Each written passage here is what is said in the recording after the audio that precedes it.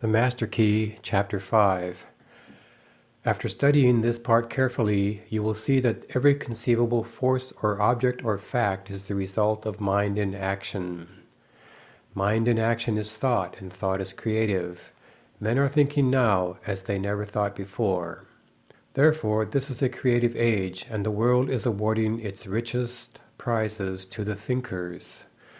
Matter is powerless, passive, inert. Mind is force, energy, and power. Mind shapes and controls matter. Every form which matter takes is but the expression of some pre-existing thought. But thought works no magic transformations. It obeys natural laws. It sets in motion natural forces. It releases natural energies.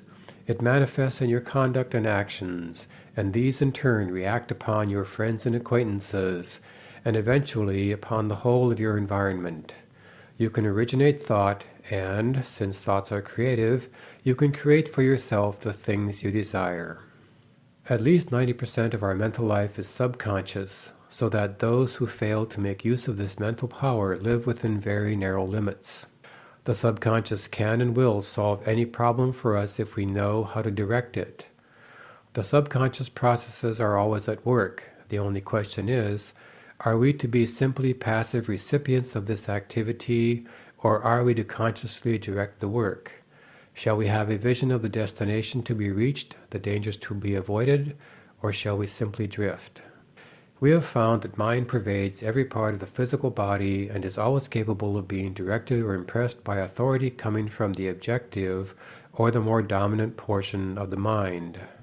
The mind, which pervades the body, is largely the result of heredity, which in turn is simply the result of all the environments of all past generations on the responsive and ever-moving life forces.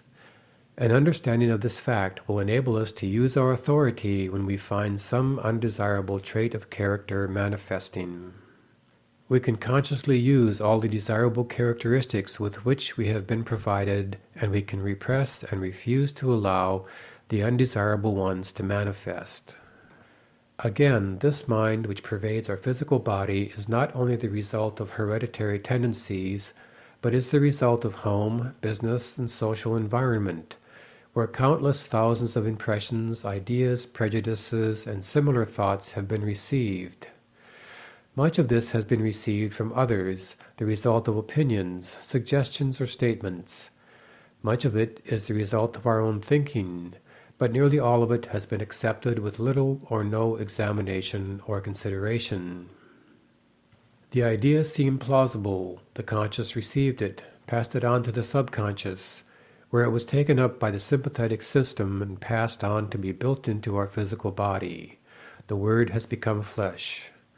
This, then, is the way we are consistently creating and recreating ourselves. We are today the result of our past thinking, and we shall be what we are thinking today. The law of attraction is bringing to us, not the things we should like, or the things we wish for, or the things someone else has, but it brings our own, the things which we have created by our thought processes, whether consciously or unconsciously. Unfortunately, many of us are creating these things unconsciously.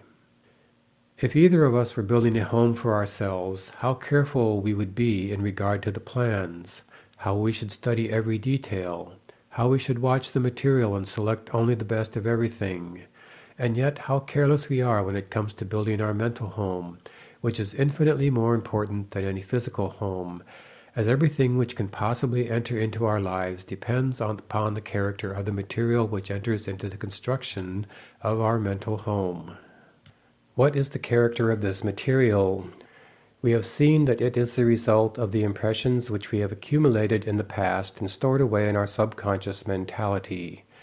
If these impressions have been of fear, of worry, of care, of anxiety, if they have been despondent, negative, doubtful, then the texture of the material which we are weaving today will be of the same negative material. Instead of being of any value, it will be mildewed and rotten, and will bring us only more toil and care and anxiety. We shall be forever busy trying to patch it up and make it appear at least genteel. But if we have stored away nothing but courageous thought, If we have been optimistic, positive, and have immediately thrown any kind of negative thought on the scrap pile, have refused anything to do with it, have refused to associate with it or become identified with it in any way, what then is the result? Our mental material is now of the best kind. We can weave any kind of material we want. We can use any color we wish. We know that the texture is firm, that the material is solid, that it will not fade, and we have no fear, no anxiety concerning the future. There is nothing to cover. There are no patches to hide. These are psychological facts. There is no theory or guesswork about these thinking processes. There is nothing secret about them. In fact, they are so plain that everyone can understand them.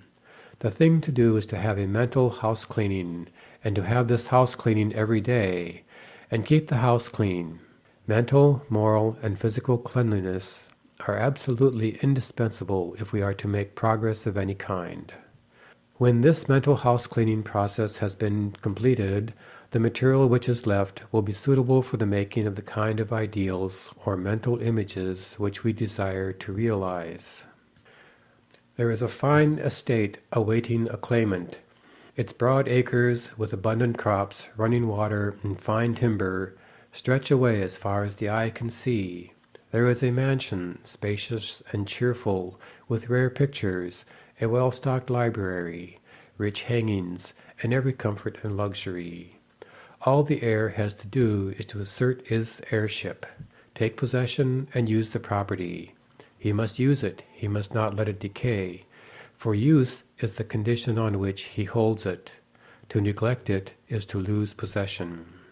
In the domain of mind and spirit, in the domain of practical power, such an estate is yours. You are the heir. You can assert your heirship and possess and use this rich inheritance. Power over circumstances is one of its fruits.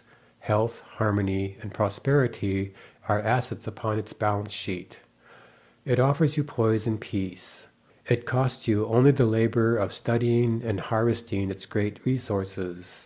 It demands no sacrifice except the loss of your limitations, your servitudes, your weakness. It clothes you with self-honor and puts a scepter in your hands. To gain this estate, 3 processes are necessary. You must earnestly desire it. You must assert your claim. You must take possession. You admit that those are not burdensome conditions. Darwin, Huxley, Haeckel, and other physical scientists have piled evidence mountain high that heredity is a law attending progressive creation. It is progressive heredity which gives man his erect attitude, his power of motion, the organs of digestion, blood circulation, nerve force, muscular force, bone structure, and a host of other faculties on the physical side. There are even more impressive facts concerning heredity of mind force. All these constitute what may be called your human heredity. But there is a heredity which the physical scientists have not compassed. It lies beneath and antecedent to all their researches, at a point where they throw up their hands in despair, saying they cannot account for what they see. This divine heredity is found in full sway. It is the benign force which decrees primal creation. It thrills down from the divine, direct into every created being. It originates life, which the physical scientist has not done, nor ever can do. It stands out among all forces supreme, unapproachable. No human heredity can approach it. No human heredity measures up to it. This infinite life flows through you, is you. Its doorways are but the faculties which comprise your consciousness.